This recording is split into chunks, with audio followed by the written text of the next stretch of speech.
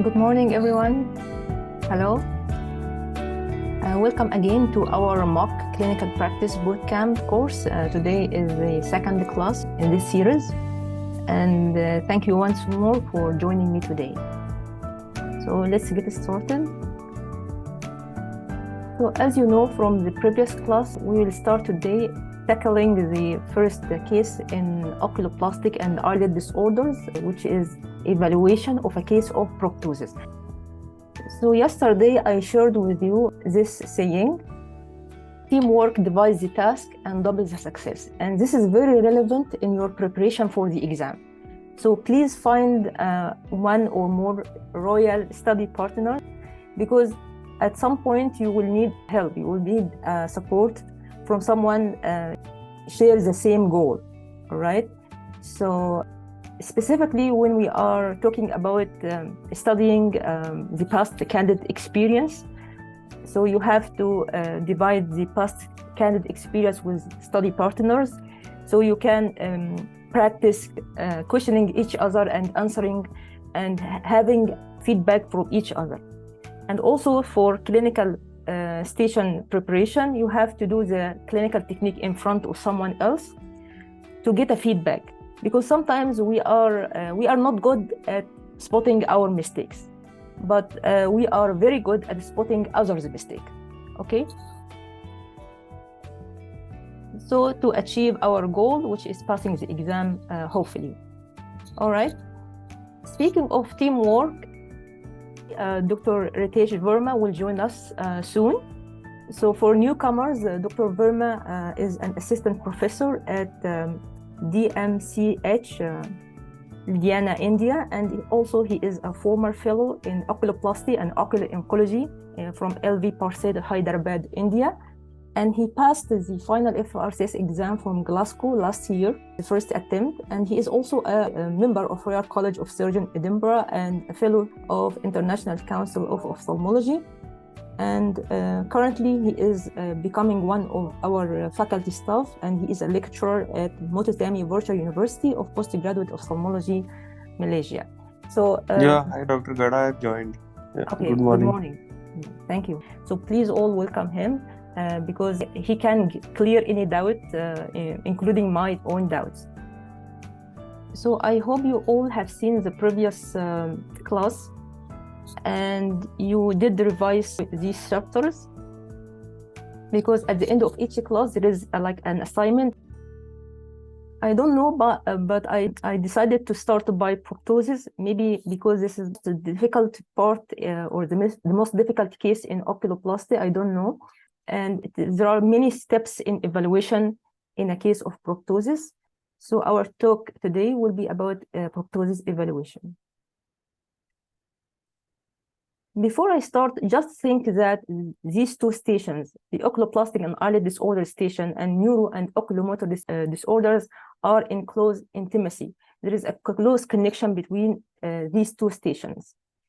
Basically, we have in oculoplastic station orbits evaluation and eyelids evaluation, namely proptosis and ptosis, okay? And there are two big topics or two big cases scenarios in neuro and oculomotor disorders, something related to motility disorders and people. So think of all these balls as a chain of beads, or we can see like a bees in a pod. They are very connected. Whenever there is an abnormality in one of these balls, you have to check the others. Okay, so keep this in mind. And be careful, I use this analogy, peas, because we will use a lot of peas in this presentation.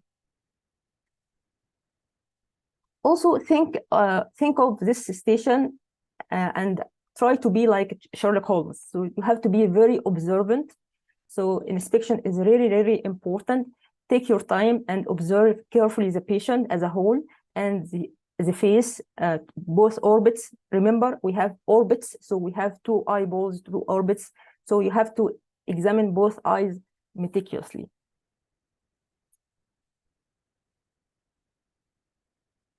So remember this slide from the previous class. We spend a lot of time in inspection, naked eye inspection in oculoplastic station and neuroocular and ocular motility disorder station. And I posted this before, so again, try to think in your mind that there is a connection between ocular misalignments and oculoplasty disorders, or like any disorder related to the orbit or the eyelid. There is very close connection. And again, I used the idiom 2 peas in a pod to refer to this close relationship. All right. So this is the time frame for our talk today. So we have some opening slides, and then we have the checklist for proptosis evaluation. The next class will be about some common cases, like common scenarios, followed by quiz and closing slides. Starting now by the opening slides, which will be about some basics, some like concepts, and always remember basics when it has a connection with the clinical, or it has like clinical applications. It's not boring. It's very essential to know. And sometimes basic questions do appear in the exam. All right.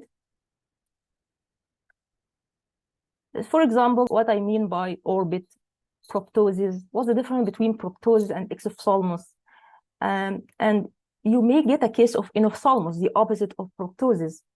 And there is something called dystopia, and I think not all of you use this term as you should be. So we have something called dystopia, and since most commonly the dystopia is sometimes there are many scenarios of inferior dystopia, we have another term for inferior dystopia, which is hypoglobus. So I started by some warm-up slides. So here I drew the orbits. Okay, so we have 3 diagrams, as you can see. So this is like a game for your observing power, and at the same time it's relevant. It is ophthalmology. It's not something non-ophthalmological. So which is the correct diagram and why? We have A, B, and C. So don't say the first and second and third. This might be confusing. I have a label here, A and B and C, and why. So this is like a test or a practice for your exam. So you have to observe quickly and answer quickly, but you have to think, of course. Okay, so all of you agree it's A, and why? So although this is an example that I ask a question, but I get incomplete answer because I said which and why. So almost all of you give me just the which, but then some realize that they shall mention the cause, and they actually mention the accurate cause. Actually, the globe is not inside the orbit, as in the B, okay? So it is not sunken in the orbit. It's not totally protected in the orbit, in the bony orbit. There is something exposed. The significant part of the globe is exposed. And what's the difference between C and A? So A shows that the eye is most vulnerable. It's most proptotic on the lateral side. And this is the correct answer. So the lateral wall is the least protective, and the most exposed part of the globe is exposed laterally. But here in C is the opposite, okay? So A is the correct one. And you can appreciate this from this CT scan. So this is axial or coronal. So this is axial CT scan. And you can see how much the eye is exposed from the lateral aspect. Okay, so somehow you can say the eye is normally proptotic, a normal range. Okay, which is, we will see how much part of the eye is exposed beyond the lateral orbital rim.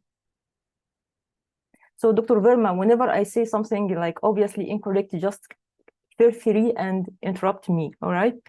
Or if you want to add something, you can intervene, of course. So Hi, Dr. Ghada. I have one comment to make on this slide. Yeah.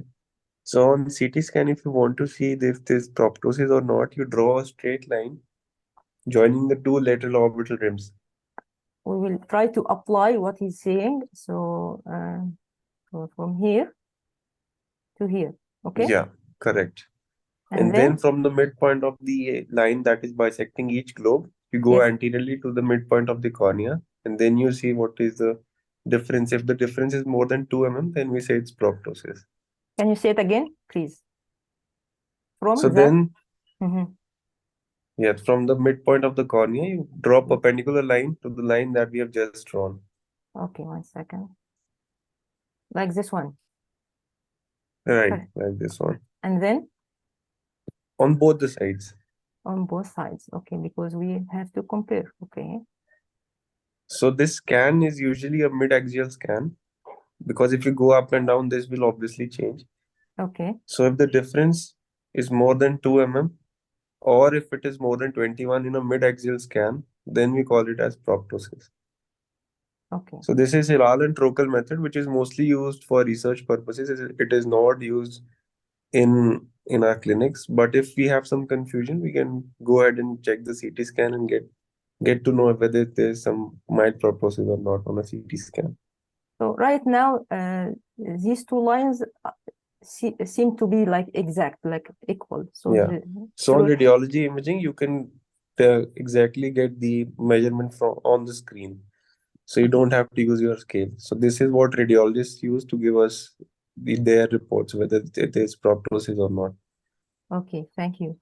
So it's based on comparison. So you have to relative proptosis. Okay. Thank you.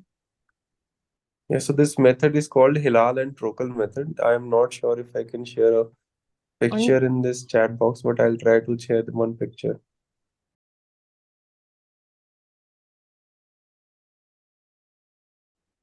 So there is more details regarding the anatomy. We are not talking about the anatomy, but just trying to, show you that there is a significant part of the globe exposed on the lateral side.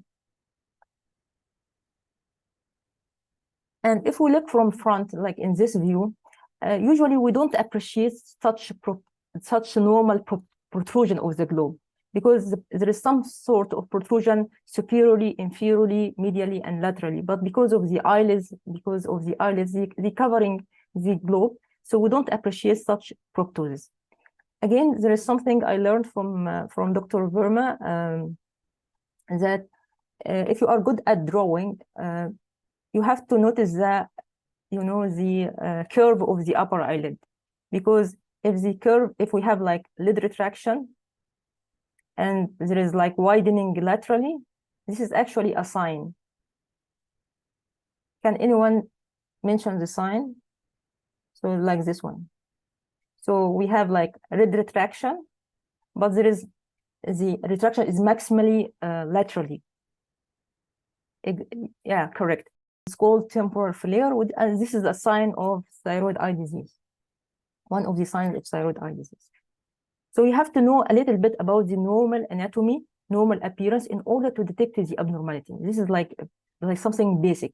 So, for example, the upper eyelid covers about 2 millimeters from the cornea, upper cornea, and the lower eyelid is in touch with the lower limbus. This is really important. And here, from profile view, you can appreciate the proptosis. And this is how we will measure the proptosis later on in our evaluation. So imagine now this is the lateral orbital rim, and we draw a line bisecting the cornea, and we measure the distance. So can anyone tell me in the chat box what is the normal range? So don't say number. You have to say, like, you can say a range, and then you can say the average number. Okay. So what are the normal range for the measurement, the distance between the corneal apex and the lateral orbital rim? Yeah, excellent. So from 18 to 20 millimeters. So don't say mm in the exam, say millimeters. And you have to know to mention the notation. So don't write only 18 to 20 and that's it. You have to mention the notation, millimeters, centimeters, whatever the notation is. All right. Another exercise here for the orbital rim, and we have 3 drawings here. And again, I ask you which is the correct one. You have to wait. 1 second. This is like a coronal view, and the patient like in front of us. Which one is the correct one representing the orbital rim? We have A and B and C. So again, this is a test or a practice for your observation. So you are observing, you're thinking, then you answer. So don't jump into answer without just a little bit of thinking. So, someone, the most brave one, the bravest one, said C. Maybe he likes or she likes the letter C because it's relevant to ophthalmologists. All the same. They are not the same. First of all, this is a nose, by the way. This is a nose. Okay. So someone said A and someone said B. So we have here confusion. So what's the difference? B, it shows that the orbital rim is like a continuous line. Okay. This is the biggest difference between B alone and A and C, because A and C, the orbital rim is disconnected medially at the medial orbital rim. Okay. So I'm just depicting here the normal anatomy. I'm not mentioning hypertelorism or anything like that. Okay. But because this is a freehand drawing, it's not completely accurate. So what's the difference between, so again, B, the orbital rim is continuous, and this is completely wrong. Okay. Coming now to A, what's the difference? Here, the inferior orbital rim forming the anterolacrimal crest. But here, the inferior orbital limb forming the posterior lacrimal crest. So which one is the correct one? Okay, so for those who answered A, so this is the correct one. A is the correct one. So the inferior orbital rim upward, it forms the anterior lacrimal crest, and the superior orbital rim downward forms the posterior lacrimal crest, and in between is the lacrimal fossa. Again, the lacrimal fossa is important. You have to know about where is the lacrimal sac. Of course, it is between the anterior and posterior lacrimal crest. Again, this is a test for your observation. And here is the skull. We all know this skull. You see here, if I draw a line here, this is the continuation of the inferior orbital rim forming the anterior lacrimal crest. So try to enjoy the anatomy because you will need it later on. Sometimes for like when teaching in the first part, you have to know also the configuration of the superior orbital fissure, and you can use analogies like the channel logo you can see here. It's like a channel logo but separated, just for fun. This is my slides about the bony orbit. How about proptosis? Can anyone define the proptosis? Of course, nobody will ask you this question in the exam, but this is something basic you have to keep in your mind. So protrusion is the proptosis is protrusion of the eyeball. Okay, but we just mentioned that the eye is normally somehow proptotic beyond the orbital rim. You can add more detail. Can you add more detail beyond to this definition? Protrusion of the eyeball. Protrusion of the eyeball. Okay, can you add another thing? So for example, if you have an optic, so this is like imaginations, okay? If you have an optic nerve avulsions and this insertion of extraocular muscles, you may get protrusion of the globe. You know, the globe will come out, okay? So try to be more specific, like protrusion of the eyeball. Again, this is a practice to think, okay? So we just mentioned that I will not leave you, okay? So we just mentioned that we have a normal range, which is from 18 to... Okay, 16 to 18 millimeters, 18 to 20 millimeters. Okay, so you can add, it's a forward protrusion of the eyeball beyond the normal range, okay? Of 18, okay. And you can you can add a hint about the etiology. Sometimes in defining a medical problem, you can add a hint of the etiology. So you can say it's a forward protrusion of the eyeball beyond the normal range due to what? So we don't need a specific disease, but collectively, what generally can cause proptosis? It could be a thyroid or a space occupying lesion in the retrobulbar area or Okay, excellent. So instead of thyroid, you can say diffuse inflammatory process, like diffuse process, or due to mass lesions, space occupying lesions. Okay. Okay. So this is what I want. Okay. So abnormal protrusion of the eyeball Yes. beyond the normal range of 18 to 20 millimeters. Yes. Etiology being inflammation of the Diffuse. orbital contents or Yeah. mass lesion in the behind the globe. Yeah, this is a decent definition now. Okay. Okay.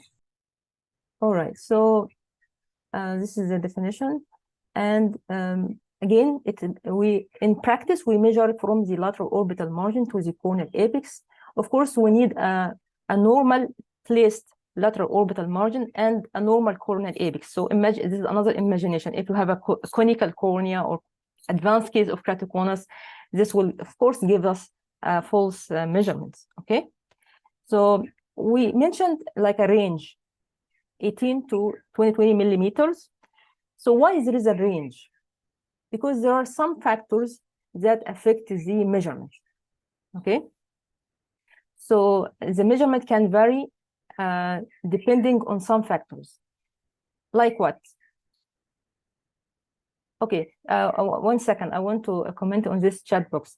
So for those who said shallow orbits, we usually refer to when you have the shallow orbits and suppose there is severe stage or like severe shallowness and the Hortel measurements are beyond the normal range, even though we usually don't say this is a proptosis. We usually say this is a pseudoproptosis because there is no actual lesion behind the globe pushing the globe forward. There is no diffuse inflammation behind the globe or the orbit content that pushing the globe forward. Because at the end, proptosis is not a diagnosis. It's a sign and it's a puzzle. And you need, if you have a case of proptosis, you have to search for the cause. But if you have already a patient with Apert syndrome or already known to have a shallow orbits, the problem solved. This is just pseudoproptosis, okay? So we usually, when we use the term true proptosis, we refer to mass lesion or diffuse inflammation. What are the factors? Let's answer this. Number one, here the order is important. So race is the first important one, and then age maybe, and gender. Okay. So again, you have to be careful about, as Dr. Verma said, on CT, in relation to CT imaging calculation, it's not only the absolute numbers. So how much protrusion in each eye. Sometimes it's within the normal range, but there is a marked asymmetry between both eyes. So we have to be careful about the relative numbers. It's like the optic disc cupping, you remember? So it's not only the cup, the diameter of the cup, but also the symmetry between both eyes. Okay. And sometimes, again, maybe there is a patient with high normal range, but there is evidence shows that there is progression over time, like an old photos, old driver's license, other family members stating that there is some sort of progression. So you have to investigate. You know, in exam, there is no place for history, but if we have a real case in our practice, history is very important. Follow-up visit is very important, plus examination and ordering specific investigation. All right. And now we have some numbers because sometimes we have to memorize some numbers, of course. So 20 millimeter generally is the average for measurements, especially in some ophthalmometers, they put the mark at the 20 millimeters. So generally speaking, if the measurement is more than 20 millimeters, this is considered significant. Or if there is a difference between eye globes more than 2 millimeters, also significant. And how about 3 millimeter? I will not say it today, but it will be used in grading of proptosis because we have grading. It may be mild proptosis, we maybe have moderate proptosis, we have severe proptosis. So I will postpone it to the next class. All right. And why there is a range? Because we have different skulls. And by the way, I watched this video, but I haven't finished it yet. But he was talking about this range, how Asian has, so which race, so let's make a practice now. Which race has deep orbits? based on this slide. Exactly. So as Dr. Pooja said, so Asian population have deep orbits, and that's why the measurements is like lower, 18 millimeters, while African Americans have like shallow orbits, so that's why the measurements is more like 20 millimeters. Okay, so there is a, what I can say, it's like an inverse relationship between the depth of the orbit and the protrusion. And there are some interesting photos, if you Google it, about the difference in the skull shape between different races. So back again to our exam. Suppose you observe a proptosis, okay? So you have to think yourself first, is it a true or pseudo? Of course, you have to decide, is it unilateral or bilateral, and decide. But very important, it might be a pseudo proptosis. So you have to think of, you have to revise the pseudo causes in your mind first. So you have to be aware of what are the causes of pseudo proptosis. Generally speaking, we usually classify them into like ipsilateral, okay, and contralateral. So there might be an issue with the ipsilateral side, like large globes. So I want you to give me examples of large globes. Okay, so instead of saying myopic eye, because we all have, most of us have myopia, I have myopia, but generally you can say, like, in order to give you a false impression of proptosis, it has to be like high myopia, and you can add high axial myopia. We are not talking about refractive myopia, we are talking about axial myopia. So try to be more descriptive by saying high axial myopia. Okay. Another common example is ophthalmos. Some of you may say ophthalmos in kids, but remember, ophthalmos doesn't affect the life expectancy of the patient. So you may get a patient with ophthalmos in adult age group. Okay, so it's still relevant to say ophthalmos in the differential diagnosis even in adult age group. Back again to high myopia, it could be high axial myopia bilateral. So we have like an apparent proptosis bilateral, or maybe on one side like an anisometropia. So it could be unilateral. One common example for pseudoproptosis is eyelid retraction. So lid retraction, basically when we are referring to eyelid retraction, we are talking about the most common, which is the upper eyelid retraction. And we will give a hint about this issue in neurostation, in neuro classes. And again, last one is shallow orbits. And usually shallow orbits is bilateral. The most important is glasses. So sometimes you may say to the examiner, I need to check if the patient is wearing glasses or not, or maybe the patient is already wearing glasses. So you have to be careful. So whenever the patient is wearing glasses, in the examination, you have to ask the patient to take off his glasses. Okay, don't remove his glasses by yourself. You ask the patient politely to remove the glasses by himself or by herself. Okay, but remember, we have a refractive surgery of high myopia, so you may get a patient with high myopia but without glasses. Maybe he underwent like ICL, something refractive surgery, and there is no glasses with the patient. High myopia is also relevant in anterior segmentation because you may get a deep anterior chamber, for example, and this correlates with high myopia. And it is relevant also in the posterior segmentation. You may get a myopic fundus, myopic degeneration in the fundus. So congenital glaucoma, in other words, ophthalmos, we mentioned this. Okay, so and again, be careful that lid retraction, eyelid retraction is one of the causes of pseudoproptosis. But remember, sometimes we have cases like in thyroid eye disease when we have both lid retraction and proptosis. So sometimes they are present together. So you have to differentiate whether it is only eyelid retraction, or we have only proptosis, or we have both proptosis and eyelid retraction. Next slide is about what are the Hertel measurements in the following cases. Okay, high axial myopia, shallow orbits, and eyelid retraction. So what is the answer? Let's start from below. So eyelid, if you have a case of eyelid retraction alone, the Hertel measurement should be normal, okay, because we don't have proptosis. But if we have like high axial myopia or shallow orbits, it depends on the degree. So if we imagine like a severe cases of shallow orbit or severe cases of high axial myopia with posterior staphyloma, we may get high normal values. Okay, so we need to do measurements. But even if we get a high or numbers, still they are pseudoproptosis. But we might need to investigate because you have high numbers. And in the next class, I will show you a case report about a patient underwent extensive investigation. And it turned out that she has a high axial myopia with posterior staphyloma. Let's see some photos about some of the causes of ipsilateral pseudoproptosis, which are generally not mentioned in Kanetsky. Like in this case, this is one of the celebrities, I think. If we have a facial nerve palsy, so is it upper or lower, by the way?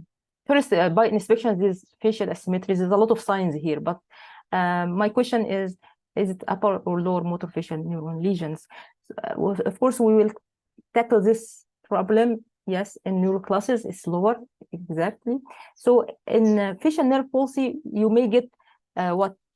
Paralytic ectropion. So with paralytic ectropion, there might be a rim of the sclera, which is called inferior scleral show. And again, it might give you a false impression of pseudoproptosis.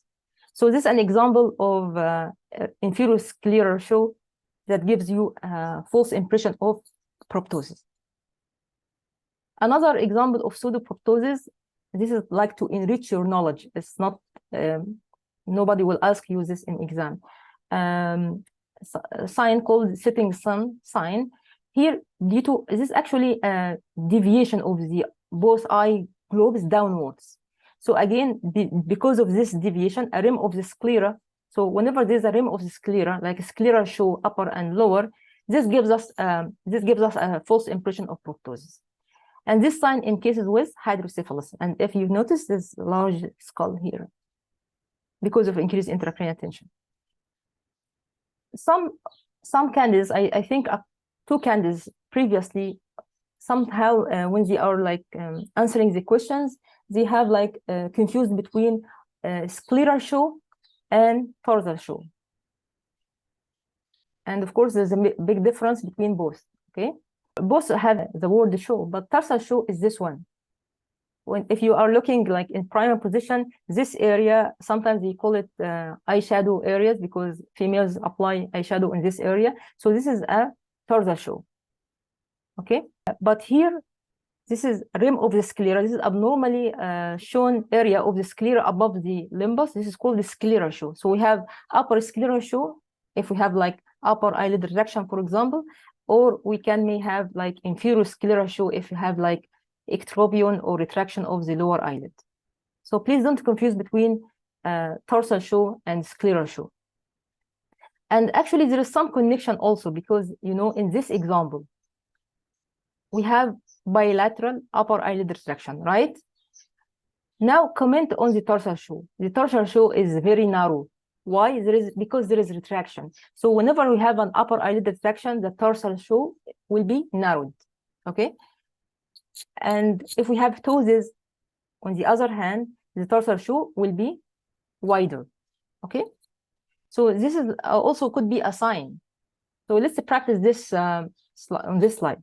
Suppose this is the first photo. There is a mild ptosis, but it's okay, okay? But here, this is the tarsal show. On this photo, here, because of the ptosis, the tarsal show is widened. And the vertical palpebral fissure is narrowed, okay? Here, the retraction, and there might be proptosis. So if you have a case like this in the exam, first you can comment on the eyelid because eyelid retraction is very evident, okay? So you can say there is upper eyelid retraction in both sides, okay? With you can add narrow tarsal show or you can omit it. It's not a big deal. But because of the appearance of proptosis, you can say to the examiner there's also an apparent proptosis, maybe more on the left side, and I need to make my measurements in order to confirm the presence of proptosis, okay? This is how we usually answer such a case. And here in the last image here, what is the tarsal show?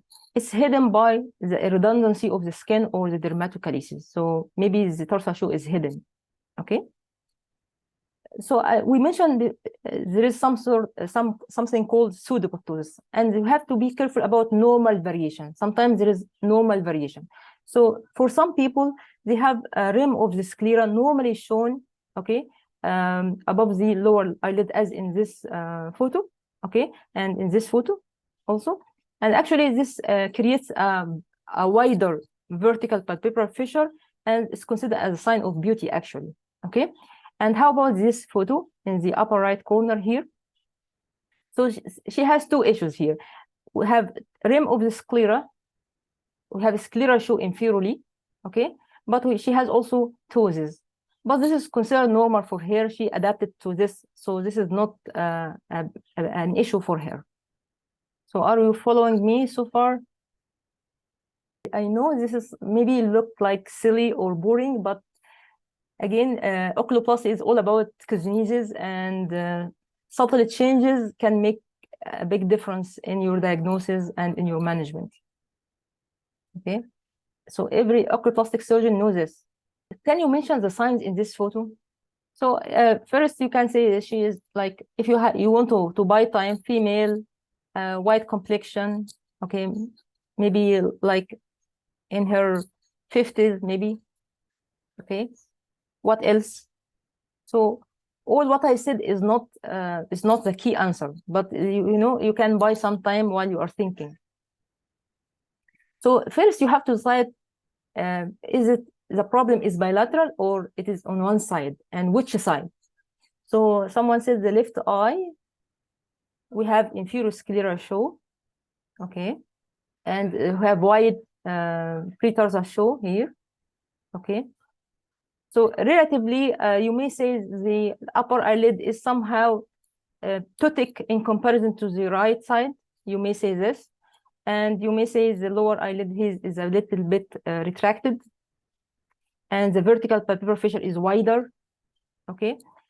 And did you get the feeling that there might be proptosis? There might be an apparent proptosis. It's hard to decide from a front view, and that's why there is a specific techniques to observe proptosis, and we will show you in a video in a few minutes. So actually, this is a case of left proptosis, because sometimes in proptosis we may have like a wider vertical palpebral fissure because the eye is coming forward. So our larger diameter of the eye is coming forward, the fissure is wider, okay? So actually this is a case of left proptosis. And this inferior rim is not due to ectropion or something like this. This is because of mechanical, because of proptosis. So sometimes we have a case of proptosis with wider vertical fissure, as in this case. We will see variations in the appearance of proptosis in the coming slides. So if you don't have a scale right now, if you don't have any exophthalmometers, and you want to confirm the presence of proptosis to be more sure, you have to do what we will say in a few minutes, worm's eye view or Neff-Ziegler view, because front view is very difficult to judge. Sometimes you have to do another techniques in order to observe the relative protrusion of one eye. So in this illustration, I'm showing you that suppose this is the normal protrusion of the globe. This is a normal, okay? If we have proptosis, something pushing the globe, we have a wider diameter of the globe. So it's like opening the door. It's like something opening more the door of the palpebral fissure. So you, in most cases of proptosis, you may get a wider vertical palpebral fissure. So again, let's see such an animation. So suppose this is the normal. If there is something pushing the globe from behind, so now wider diameter of the globe, opening more the palpebral fissure. So most commonly to see that in cases of proptosis, we have a wider palpebral fissure. Okay, and that's why eyelid retraction is one of the causes of pseudo, because in eyelid retraction we have a wider vertical palpebral fissure. So whenever we have a wider or like high vertical palpebral fissure, you may think of proptosis, you may think of eyelid retraction, okay? But of course, every rule has an exception. So for example, this is from this book, Ophthalmology Pearls. This is a case of proptosis. Again, it's not evident from the front view. We need to do like Worm's view or Nafziger or do Hertel measurements, okay? But why it's not clear here? Because this child already have ptosis. So ptosis can mask the presence of proptosis. You have to keep in mind this.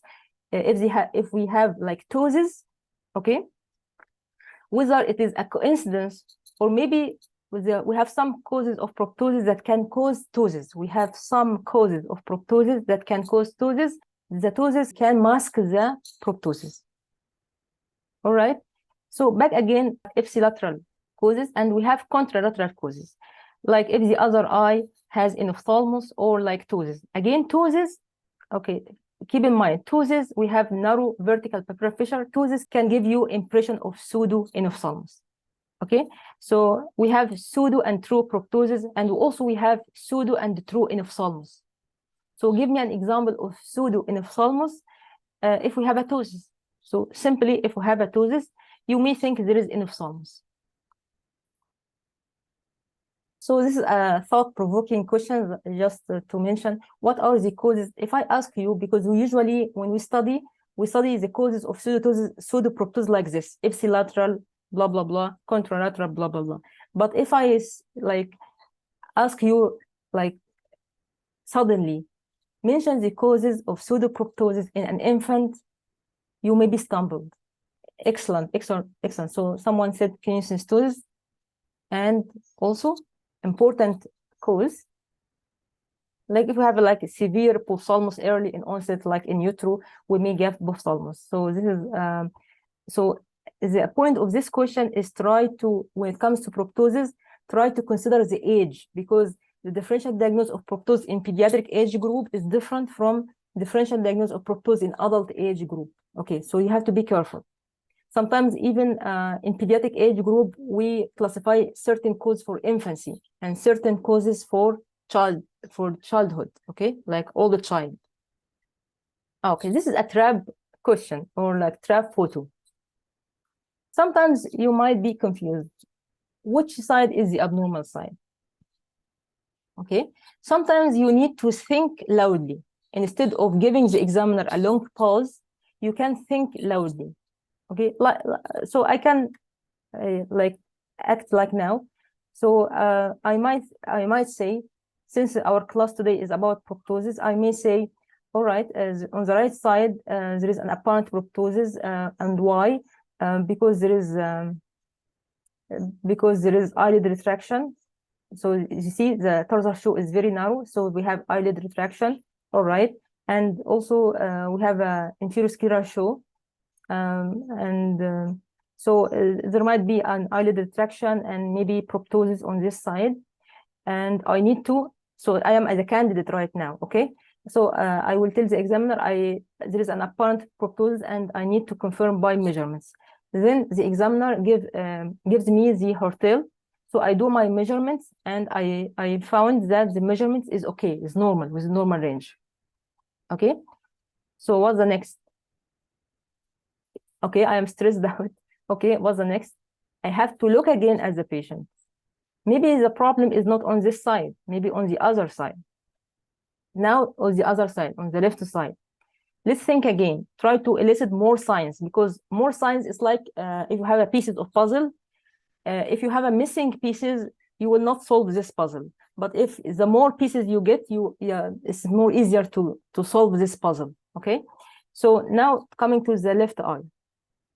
Well, the lower lid, also the inferior scleral shoe is the same here.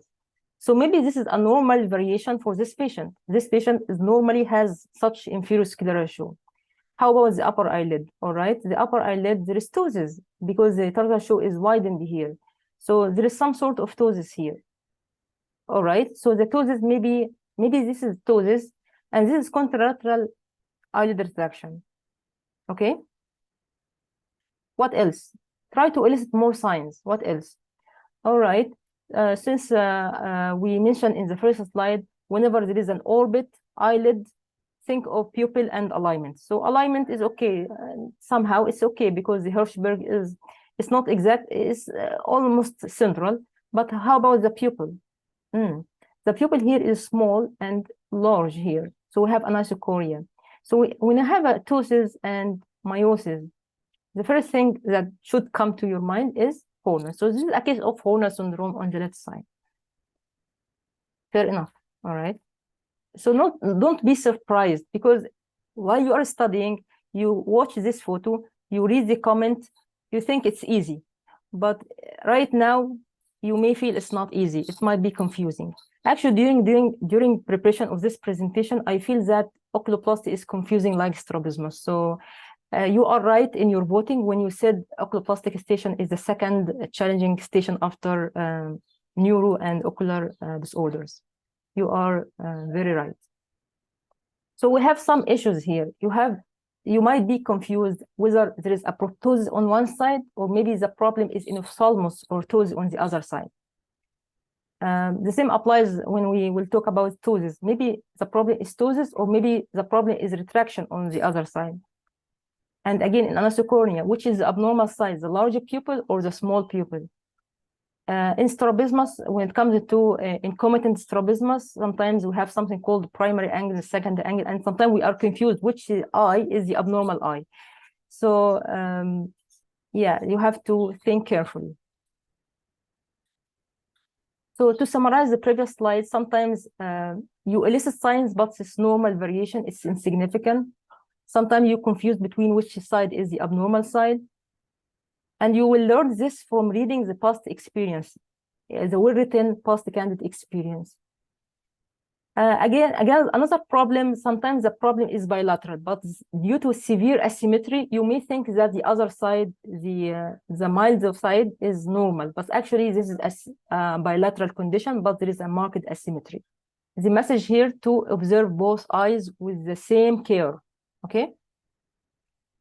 Okay, so let's read this message from one of the previous candidates who unfortunately didn't pass, okay? So she said, I am the one who taught my colleagues the clinical techniques, okay? They all passed except me, okay? I just wonder, how can I pass these exams? Because in clinical stations, we have some steps. First, you have to do the technique properly. It's not necessarily to be perfect, but at least decent method, avoiding major mistakes, fatal mistakes. And then you have to pick the signs, the relevant signs. And finally, you have to make a correlation in order to give the examiner a diagnosis or a list of relevant differential diagnoses. Then and only then you can pass this station. Okay, so it's not only about, I know how to do the measurement correctly. You have to pass in all these stages in order to celebrate your success. Okay. How about exophthalmos? What's the difference between proptosis and exophthalmos? Exophthalmos is also like abnormal protrusion of the globe, just like proptosis, but yeah, but most likely it's secondary to any endocrinological cause, probably thyroid. Yeah, exactly. So whenever you observe a proptosis, don't say exophthalmos until you are sure that this is due to thyroid eye disease. So basically restrict this term to thyroid eye disease. Thank you. How about in ophthalmos? How we confirm the presence of ophthalmos, by the way? So the methods for inspecting the proptosis are the same for inspecting ophthalmos, and the instrument we use, which is exophthalmometer, are the same, is used to assess the ophthalmos. Okay, thank you, Dr. Sapna. So less than 16, so less than or lower than the normal range. And we have also to consider this the marked asymmetry. So we have a common example, important example for true ophthalmos. So in chat box, you can like fill in the gaps. Give me one example. So just give me one important cause for ophthalmos, true ophthalmos, and one important cause for pseudo ophthalmos. Okay. So Horner syndrome. So you have to be specific, doctor. So Horner syndrome, which one? True or pseudo? All right. For true, I would say, if I were you, I would say blowout fracture. Okay, so to blowout fracture of the floor. So don't say blowout fracture and that's it. You can say the most common asked questions, blowout fracture of the floor with. You can continue the sentence, but this is the most important one and one of the commonly asked questions. And one important cause for pseudoinophthalmos is Horner syndrome, as in this photo. So if you notice this photo, this is a congenital Horner syndrome. Why I said congenital Horner syndrome? Why? Maybe acquired. So even if it's child, it could be congenital or acquired. But why I said it's congenital? The child may get trauma and get acquired Horner. So why? Yeah, exactly. So because of heterochromia, I said it's congenital. However, in long-standing Horner, we can get also heterochromia. But why there is pseudo-inophthalmos? Because we have ptosis of the upper eyelid because of the paralysis of the molar muscle, and we have also ptosis of the lower lid. So ptosis of the lower lid, it means that the lower eyelid is a little bit elevated. So since we have ptosis of both eyelids, the vertical pupil fissure is becoming narrow now. So it gives us a pseudo impression of inophthalmos. If you look careful at the photo, you may think that there is the left eye looks like an proptotic, right? Because this is an illusion, because our mind like wired like this. If we have a wide vertical fissure, it might be proptosis. If we have a narrow, it might be inophthalmos. So this is a case of congenital Horner, which one of the commonly asked questions in the Viva. Okay. My next question to you, if you have a case of proptosis, the next question the examiner will ask the candidate is, so suppose it's a true proptosis. The next question the examiner usually will ask the candidate, is it axial or non-axial? Okay.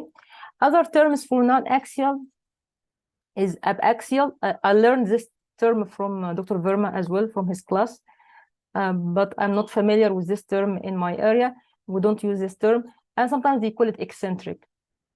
Personally, I prefer to say non-axial because there might be maybe the examiner misheard you and you said abaxial, but he will like hear it like axial. So, but non is very clear. So you can say non-axial. Okay, so if the case is non-axial, you have to say non-axial. Avoid using abaxial term. Okay, so you can say non-axial. So what's important? What is this question is important? Why is it important to differentiate whether it's axial or non-axial? Because it helps us in listing our differential.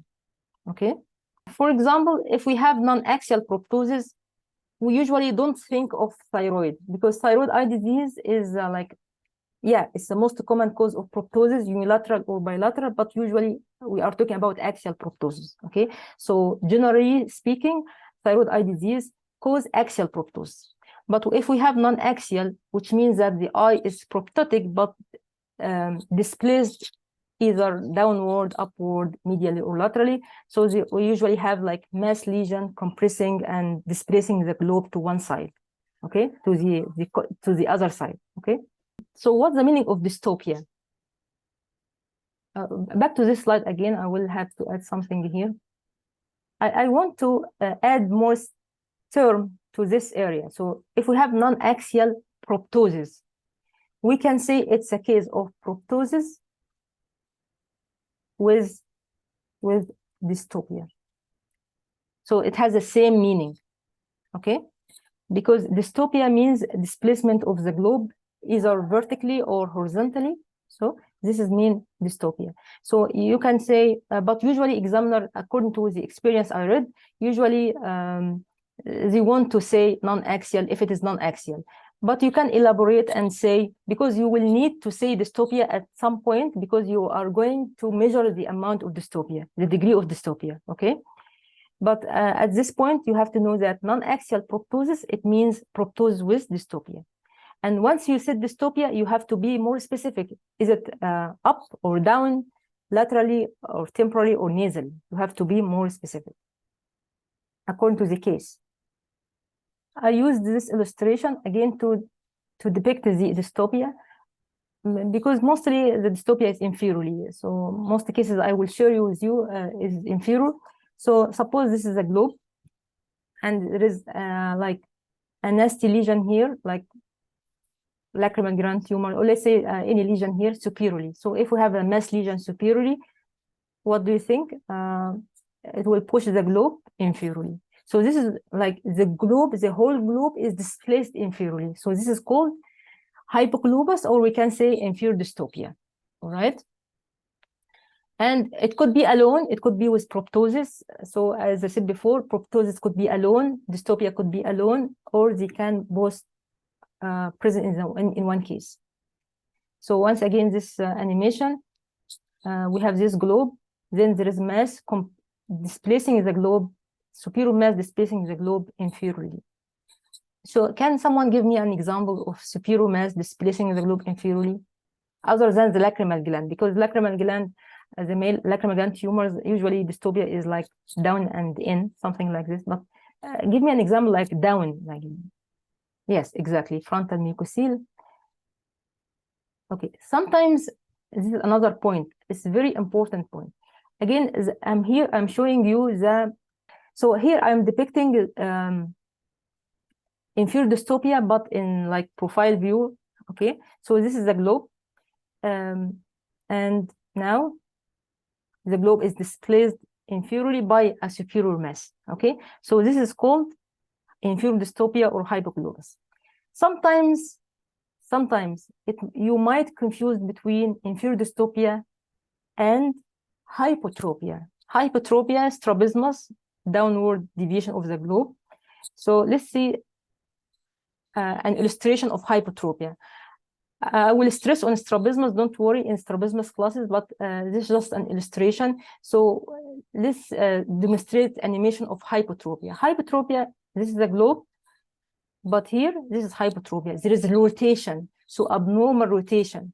So now notice the difference between inferior dystopia, the whole globe is displaced down, but in hypotropia, the globe is rotated. Okay, this is anatomically. Clinically, in strabismus classes, we will tackle this problem, how to differentiate between inferior hypoglobus and hypotropia. So sometimes dystopia can be confused with strabismus. Okay, some candidates diffuse between these two cases. Sometimes the patient has axial proptosis, like only axial proptosis. The eye is protruding forward, but there is strabismus, okay, in this eye. They might think this is a non-axial proptosis. This is another problem. You have to think and to watch a lot of cases in order to differentiate. Keep in mind that if we have a significant dystopia per se can cause secondary strabismus. So I'm using now the technique called second hit, second hit theory in retoblastoma.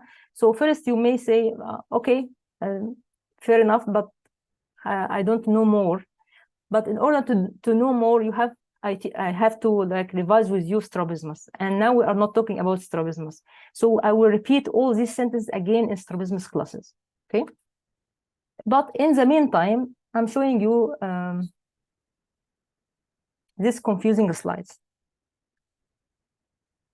In the first here, okay, this photo, this is from Indian Journal of Ophthalmology. This is actually not hypoglobus. This is hypotropia due to inferior rectus muscle restriction due to thyroid eye disease. Okay, so this is actually a hypotropia. And this is a patient underwent surgery, inferior rectus recession, and now she is fine. So this is, you may think, oh, this is inferior dystopia. No, it's hypotropia. Okay. Actually, hypotropia is confused with the inferior dystopia when there is no pseudotosis. But if we have hypotropia with pseudotosis, actually this is a clue sometimes. It's when we have hypotropia and pseudotosis, this is a clue that this is just hypotropia, it's not inferior dystopia. But if we have hypotropia without pseudotosis, it looks like as inferior dystopia. How about the photo in the middle? The Hirschberg, if you notice, the Hirschberg is almost central. So there is no squint here. There is no manifest squint here. But definitely there is proptosis and there is inferior displacement of the globe. Okay. So if we draw a line here, horizontal line.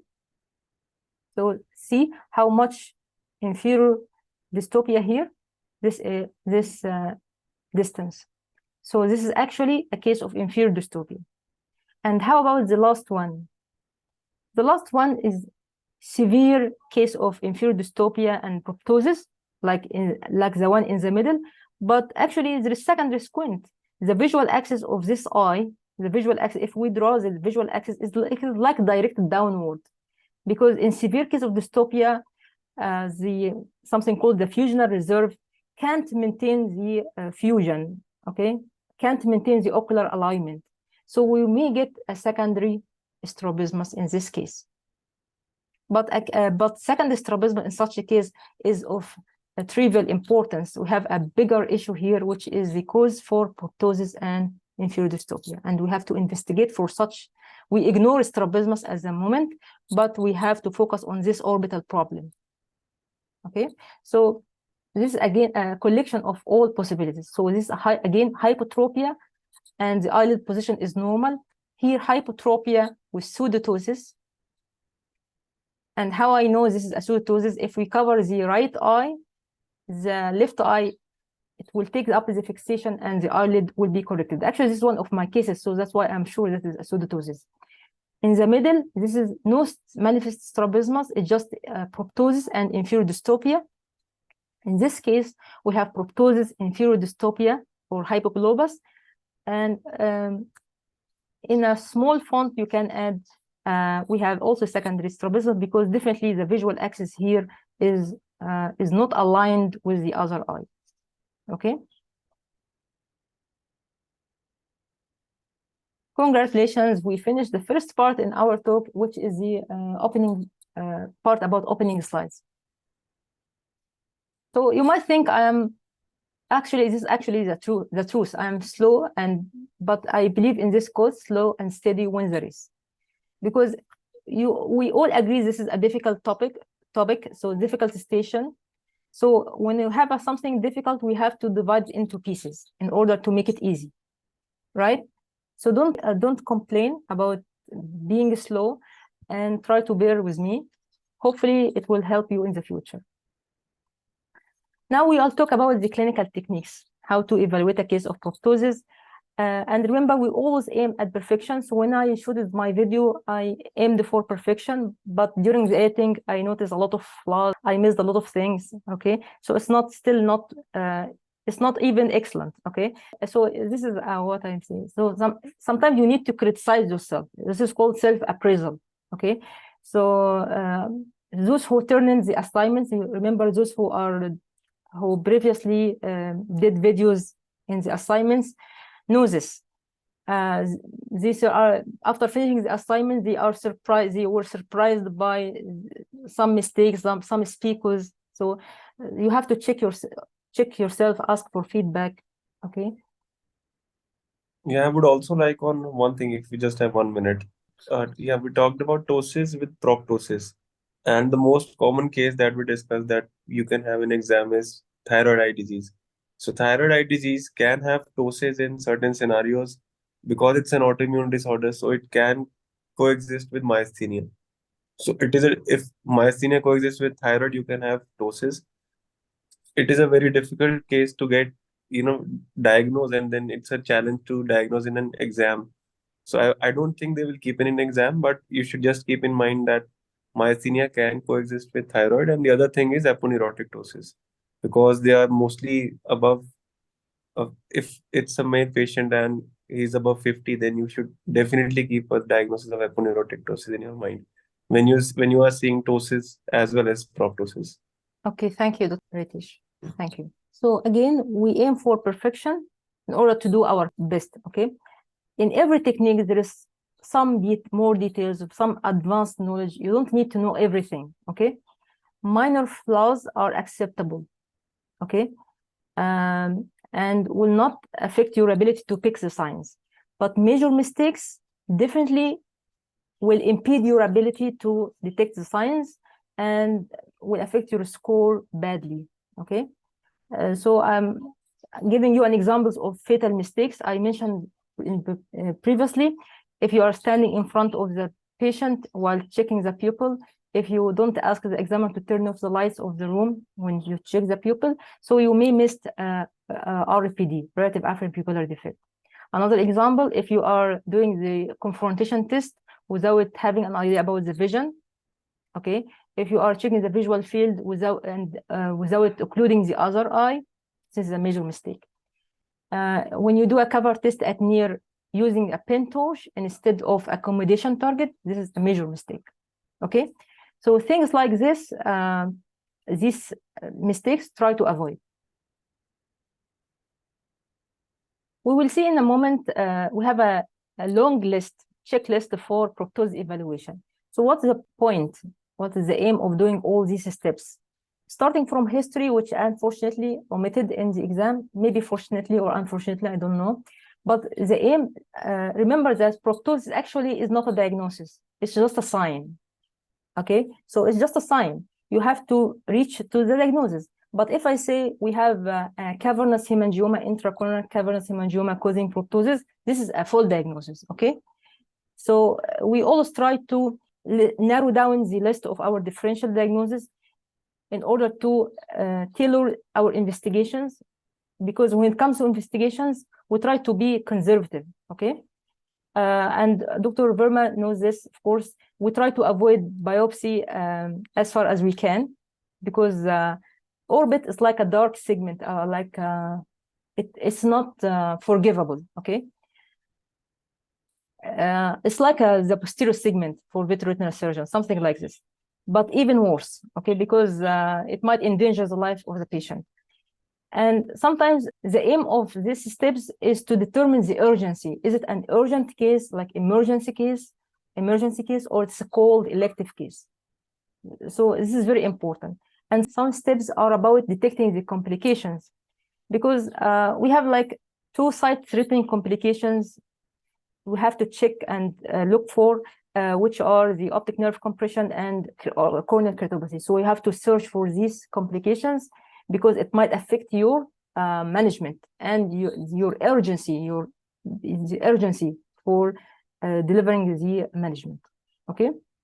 I'm starting here by previous class checklist, which is entry, greeting, this infection. You remember from the previous class. Okay, I have just one comment inspired by Dr. Gatry experience regarding the greetings. So I said before, greetings is some of the exam etiquettes to show respect and to be courteous to the examiner and to the patient. Okay, but there are another functions of greeting. Okay, first, as I said, rapport, to establish a friendly relationship with the patient, so the patient may be more cooperative with you. Okay. Sometimes when you greet the patient, they reply by speaking. So you may detect a specific style of speech, and I will talk about it in neuro classes. And they may shake your hand. A handshake maybe give you another clue. In relevance to proptosis, this is just my imagination. Like if you have like warm, sweaty hands, you may think of cytotoxicosis. Okay, hand grip, it may be relevant in some other diagnoses. Yes, myotonia dystrophy, excellent. So according to, this is Dr. Gatra experience. Dr. Pooja, can you read it, please? Examine both her eyes. I describe as I examine systematically from adnexa, conjunctiva, cornea, pupil, anterior chamber, lens, multiple findings in both eyes, trabeculectomy with ologen implant, aphakia, iridodonosis. Examiner asks what it can be. I thought of all syndromes related to glaucoma and answered. Examiner suddenly hints, you didn't greet your patient. Doctor, I am surprised, but say hello to patient, and patient waves and shows her fingers. That's when I pick the hint of arachnodactyly and identify as Marfan's, and then answer all associations, subluxation, and other questions. So thank you, Dr. Pooja. So as you can see, this is actually a case scenario in the anterior segment station, and the examiner asked the patient to show their hands in order to allow the candidate to notice the fingers. So see how hand can give a clue for a case like this. Okay, this is a checklist. So this is the beginning of our class. So all what I said is like an intro, but here this is the core part of our talk. So this is my style. So you can make a lot of changes, but try to at least follow the first 3 steps. So I divided the assessment into special, because special means related to proptosis. Okay, we are talking about proptosis right now, and we have like general ocular, like the routine ocular examination, and we have systemic evaluation. So you see, we have a lot of points. Definitely, you will not do these all steps. At some point, the examiner will stop you or direct you at certain points. But you have to know all these points in your mind, and you have to practice during your preparation. All right. So here I underlined the inspection, palpation, auscultation, because this is a good reminder of our general medicine: inspection, palpation, percussion, auscultation. We don't have percussion here to orbit, although there is some role of percussion in thyroid examination, but this is beyond the scope of this presentation. So we have inspection, palpation, auscultation. Okay. So try to, you can repeat after me. Your mic are muted, so it's not problem. So inspection, palpation, auscultation. Okay. Inspection for mainly because we are talking about proptosis. You inspect and you found proptosis or dystopia. But there are other points you have to observe other than proptosis and dystopia in oculoplastic station, because when you enter the station, the examiner will not tell you this is a proptosis. You have to observe first. Okay. So once you noticed a proptosis, the next step should be measurements. So measurements should be intervened between inspection and palpation. So I think you have to respect this order. Inspection, suppose you inspect, you found a proptosis, you need to confirm by measurements. Okay. Again, measurements is not only for proptosis. You have to measure for dystopia and other things like ptosis, palpebral fissure height. We will mention this. So again, inspection, measurements, palpation. Palpation, there are many points under the palpation. Then between palpation and auscultation, there is 2 points as needed. Like check the variability with valsalva for varices and pulsation. Okay, so between palpation and auscultation, we have valsalva and pulsation. Okay. And then generally, this is regarding the proptosis.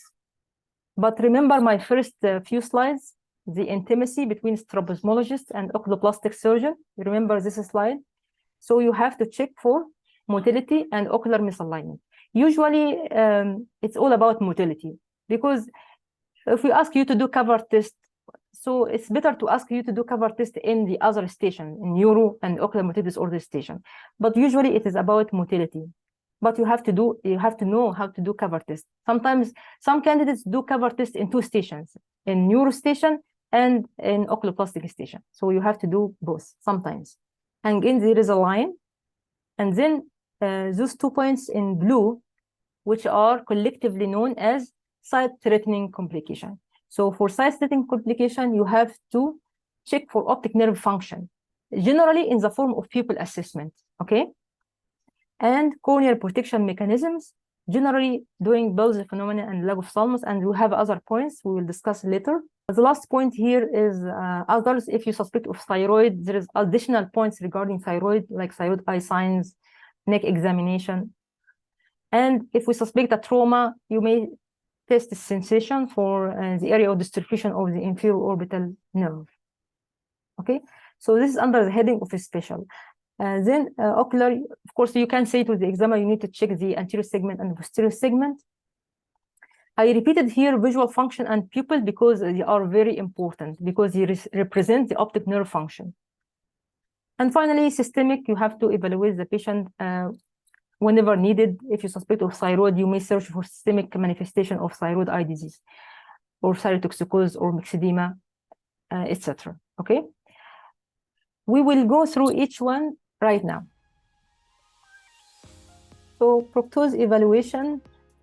So at the beginning, this is an intro checklist. Greetings, introducing yourself, taking a consent, instructions, because you know, this is a lengthy examination and there is somehow more touch and palpation. So you have to be familiar with the volunteer or the patient. Okay. And of course, you need to disinfection. Disinfection in the exam is before entering the station. Okay.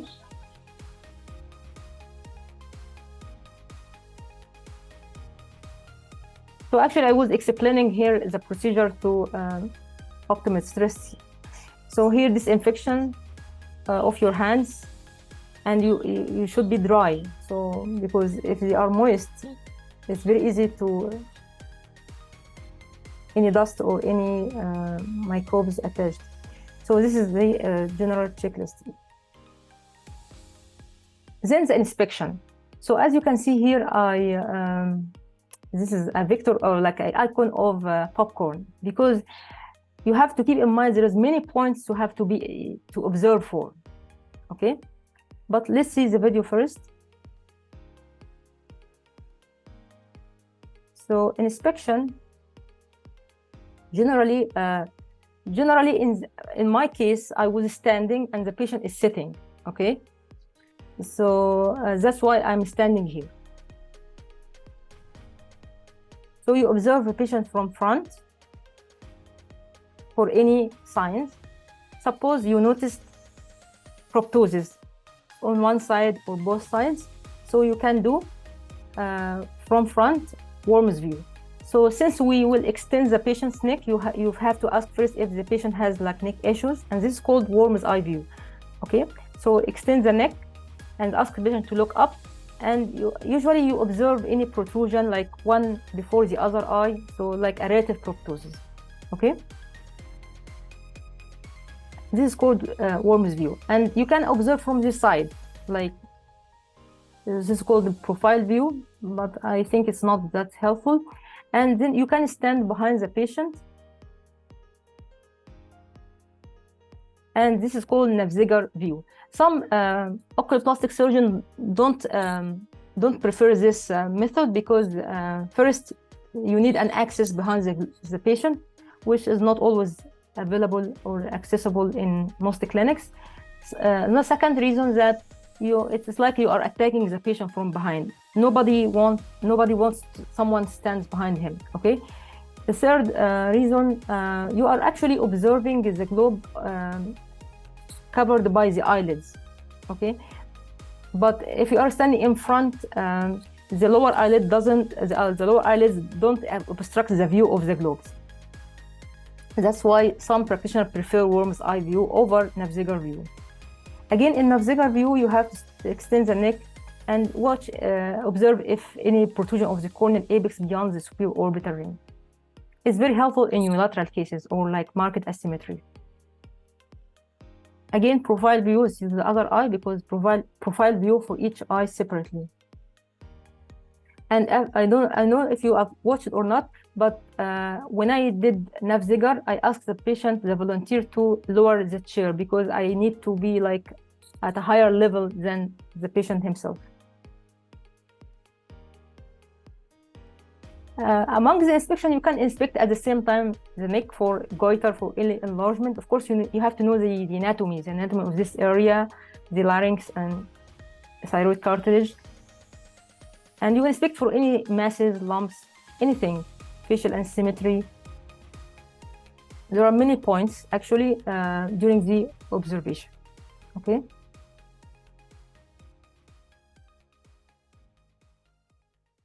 So this is some of the points that came to my mind during the presentation. So you observe for proptosis, dystopia, any scars, previous scars, even in the neck or in the face, any masses, any fullness of the eyelids. Sometimes, you know, we have something called superior sulcus. So if there's any fullness in the superior sulcus, you have to observe the eyelids, retraction, ptosis, even sometimes the eyebrows, okay? Any misalignment, facial symmetry, neck, generally the patient as a whole. And you have to be careful about the laterality, which side is the affected side, are they symmetrical or asymmetrical? Again, you may say apparent, because you may suspect this might be pseudo, and you have to think of multiple signs, so try to inspect carefully. I don't know, pulsation could be visible. I don't know, I haven't faced such cases that pulsatile proptosis could be visible, but I imagine if we have a very high flow keratocavernous fistula, it might be visible. I don't know if Dr. Verma can agree with me. Yeah, in certain cases, we do see pulsation on inspection. Okay. And Yeah. thank you. So as you can see, here the first one is missing. So those who attend, so again, to inspect for any, so I said masses. So masses could be lymph nodes, okay? There is a blank here in the first one. So those who attend the previous class, what was the first point in inspection? Because I talked about inspection in the previous class. We always think when we are inspecting, we are trying to elicit signs, but there are another important point in inspection. Okay, I will say it because we are running out of time. So here I said the more the merrier. So the more things in your mind and the more cases you see, the more photos you see, you will be able to detect more signs at the exam. Okay, this is a photo of fullness of the, here we have something called superior sulcus, like a depression. So here there might be fullness, and there may be pathology here in this area causing mechanical ptosis. So this is one of the points. So the first one is age and gender, because if you suppose this is a child and you notice proptosis, you have to list the differential diagnosis of proptosis in pediatric age group. If you have a female, you may think of thyroid eye disease, although it can happen in men also. But keep in mind, you have to keep the age and gender in your mind while inspecting the patient. Okay.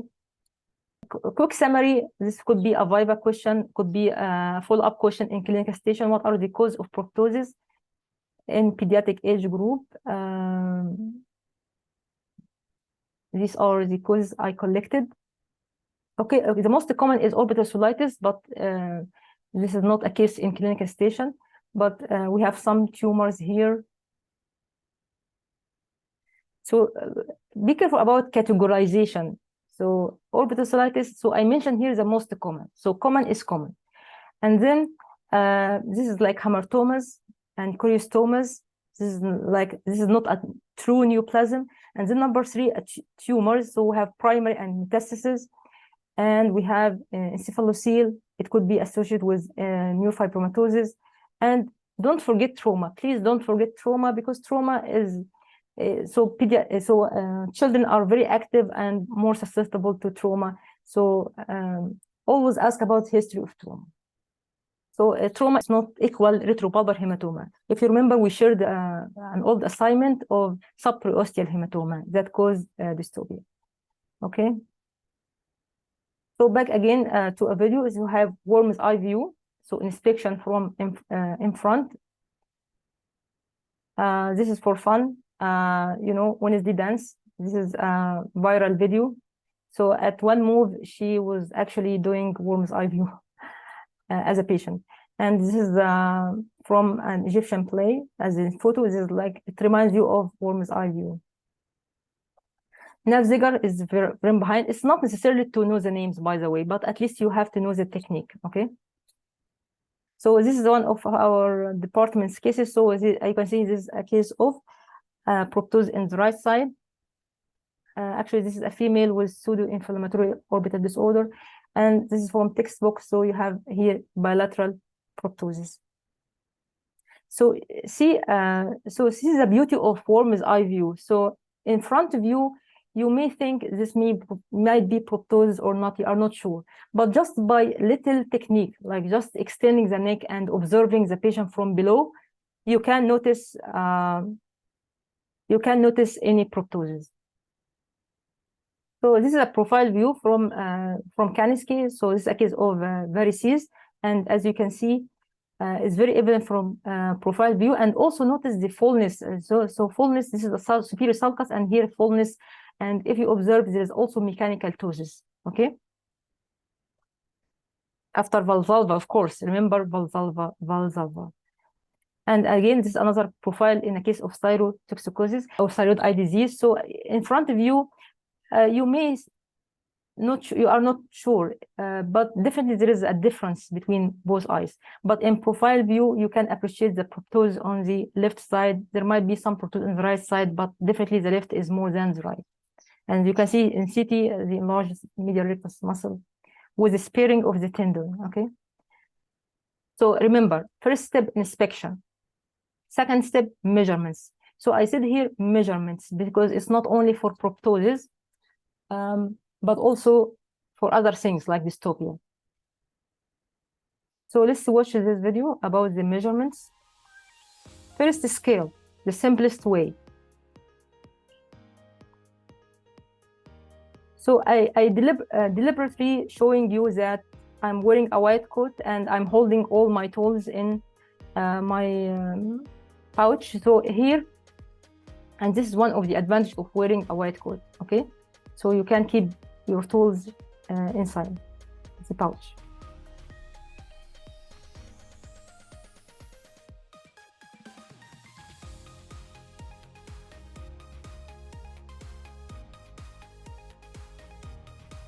So don't forget the instruction. Ask patient to look straight ahead, like at primal position. And this is from Dr. Verma class. So again, here you apply the edge of the ruler or the rule or the scale at the lateral orbital rim. In this photo, actually the ruler starts by 0, but the most commonly available scales in the market right now don't start by 0. We have like 5 millimeter, so you have to compensate for this while you are measuring. And then the direction of the scale should be like bisecting the cornea. And then see the corneal apex, the reading that matches the corneal apex, okay? And as you can see, I'm observing monocularly. Because my dominant eye is the left eye, so I always close my right eye. Again, if you are presbyopic or pre-presbyopic, you may need your near glasses, and if you are wearing myopic correction, you have to take off your glasses.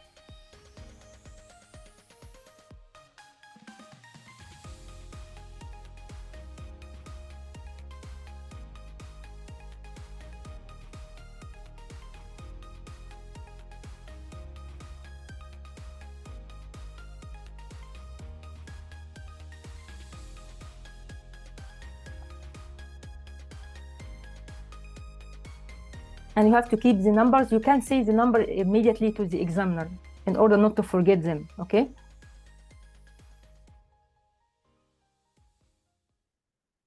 So again, this is the scale, and this is how we should apply the scale.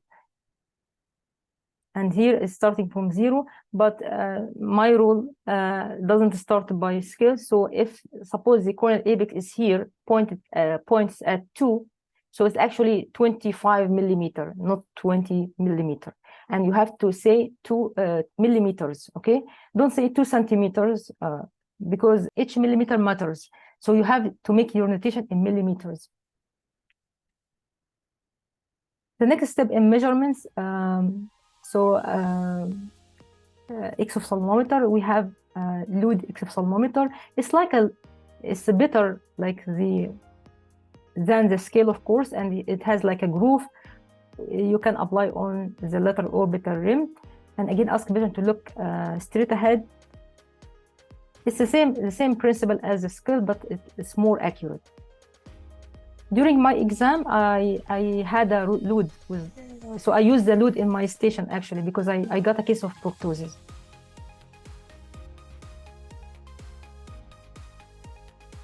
So back then, there wasn't a Hortel ophthalmometer at Amman Center, but nowadays it's available. So Hortel is available at Amman and the Cairo centers, according to the recent experiences. The last and the most accurate one is Hortel ophthalmometer. First, you have to note that usually the left side is fixed. There is a crossbar here, but this is a movable. Okay, this is a movable.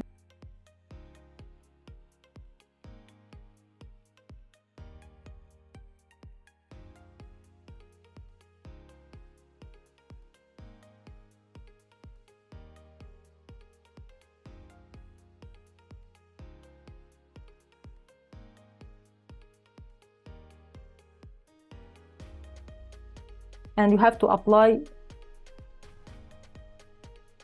so this groove or this foot plate on the lateral orbital rim, and you have to notice the distance between the lateral orbital rim. There is a calibration, there is a scale here, so it might be like 100 millimeter here. So you have to report this to the examiner. The base diameter, so this is called the base diameter, the distance between the lateral orbital walls, should be reported to the examiner. Okay. And of course, you are standing in front of the patient. In Dr. Pooja's video, she was sitting, but in my exam, I was standing. But because this Hortel has lines that will guide you in order to avoid parallax, so I was standing, and there wasn't any difficulty in measurement. So again, it's monocular. Classically teaching, when you are observing or you measure the right eye, you are using your right eye. Okay, so sorry. So when you are measuring the patient's left eye, you are using your right eye. But again, because I'm very dominant when it comes to my left eye is the dominant eye, I use my left eye in measurements. But in your exam, you have to use the opposite eye, like the right eye when measuring the left patient's eye. And then use your left eye when you are measuring the patient's right eye. Okay? It's like a confrontation visual field assessment, something like that. And notice how I move my heads, because in order to read, to measure and to see the corneal apex, the readings opposite the corneal apex, you have to move your head until you find, you make an alignment between a red line and here. 1 second. You see, there is a red line here. This is actually a red line, and there is a mark above. So here they are not aligned. So don't measure at this point. You have to move your head, okay? In order to make those two lines aligned.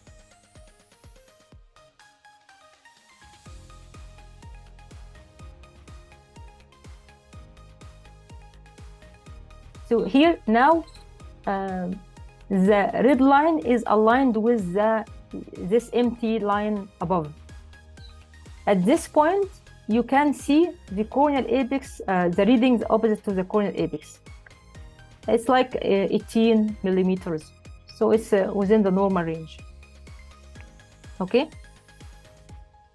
And why I'm waiting until the two lines are aligned? Because at this point, I'm preventing the effect or mitigating the effect of something called parallax. Okay? Parallax.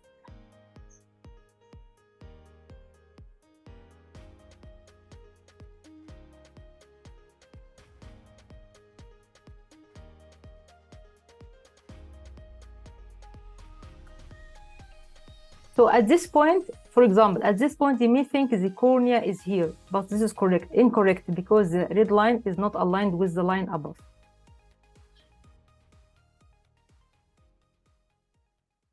By the way, you have to practice doing Hortel before the exam. You can't do it for the first time at the exam. It's almost impossible, because it needs some skill, some practice.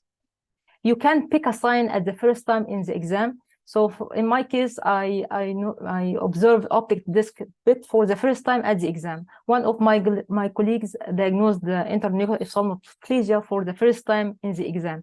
So you can pick a sign at the first time in the exam based on your knowledge on a photo, like during your study. But doing a test for the first time at the exam is impossible. The examiner will know, and you will do the technique improperly.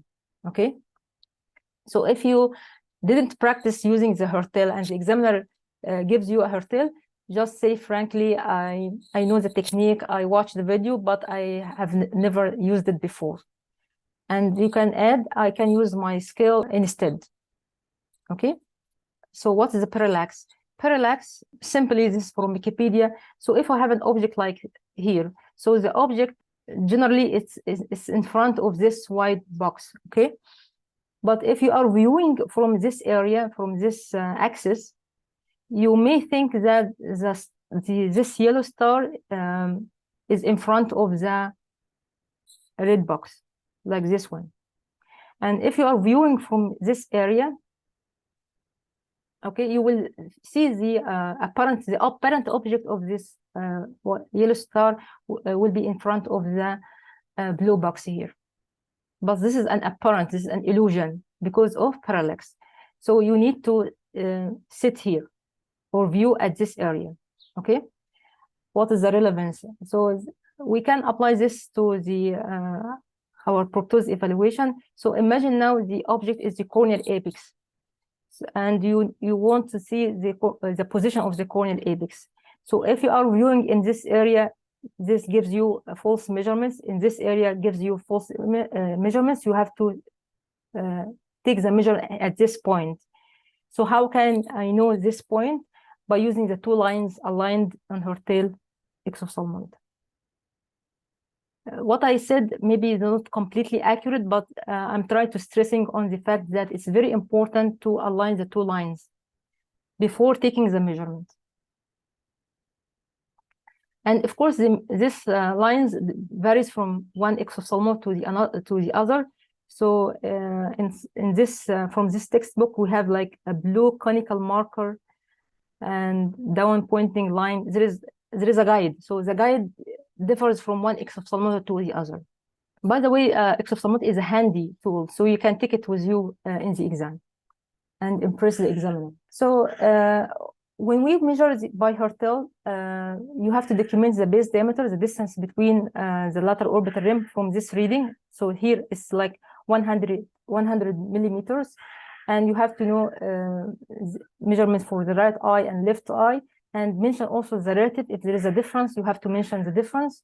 You have to mention the type of the exophthalmometer used, and this is in real practice. And you have to signature your name. This is in our practice. So again, you can do it for the first time at the exam because you need a practice, some hand dexterity. So you have to adjust your hands because you may harm the patient because you are pressing on the lateral orbital rim. You may like accidentally press on the globes and hurt the patient. So you have to be careful. And you have to practice monocular viewing. So using your right eye and using your left eye, okay, consequently. And so it needs some practice. It's not, it's a short learning curve, by the way. So you can learn it in a few minutes, okay? So while I'm shooting my video, I taught the technique to non-medical, he was the manager of the center, so it's easily taught, okay? So I taught him because he is the photographer, he was the camera person.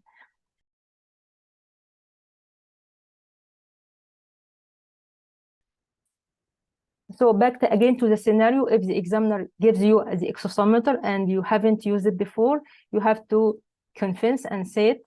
I didn't use it, but I know the technique. I watched the video and I can use the scale to measure the amount of proptosis. Okay. But I like this quote: if there is a will, there is a way. So I think it's available everywhere. Exophthalmometer may be considered as misnomer because it's not used for measuring the exophthalmos or proptosis. We can measure to document the presence of an ophthalmos, And since we are measuring the base diameter, the distance of the lateral orbital rims, we can also diagnose cases like hypertelorism. So mention other cause of ophthalmometer other than exophthalmos. So you can say ophthalmos and hypertelorism. So I think I can stop at this point because we spent, I think, more than 2 hours now. I will find another time in order to finish proptosis. So you see, proptosis is a big topic, right? Have a good day and bye-bye. And thank you again for your attention and attending the class. Okay, thank you so much, Dr. Thank you. You're welcome.